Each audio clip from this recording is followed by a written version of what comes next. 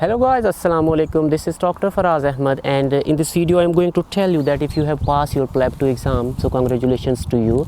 And Alhamdulillah, I have also passed my exam of PLAB 2 and I have applied for the GMC registration as well. So here I will tell you that which documents are needed, which documents are necessary, which documents are required for the GMC registration. So keep in mind 5 documents. 5 documents are required for the GMC registration. Without these documents, you will not be able to register yourself as a doctor in the GMC. So let me tell you these documents. So before this, I will tell you, when you will fill the GMC registration application, you will submit it. At the same time, you will receive an email. Okay, and in that email 5 documents will be demanded, and you have to upload those 5 documents in a single PDF format. And after making the single PDF format of those documents, you will reply to that email, and after replying you will have to wait 5 days. 5 documents, 5 days. So first of all, there is a first document that is very important. This is your passport. You have to upload a front page picture of passport with your all details, and the picture of that page of the passport with your signature. And the second document is very important, that is past medical qualification.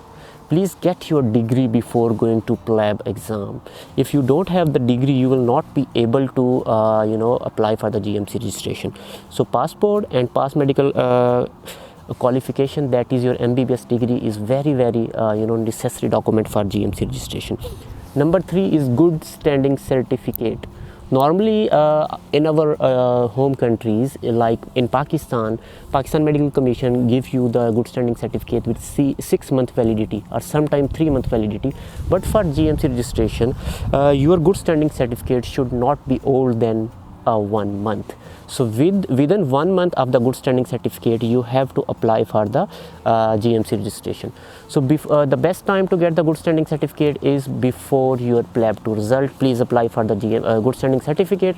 So I have given the whole process of good standing certificate in the upper corner. You can check this video.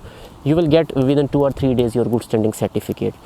So the 4th document is your OET or the Ielts certificate, and you have to give access to GMC for your OET or Ielts certificate, and I have also discussed. You can check the video.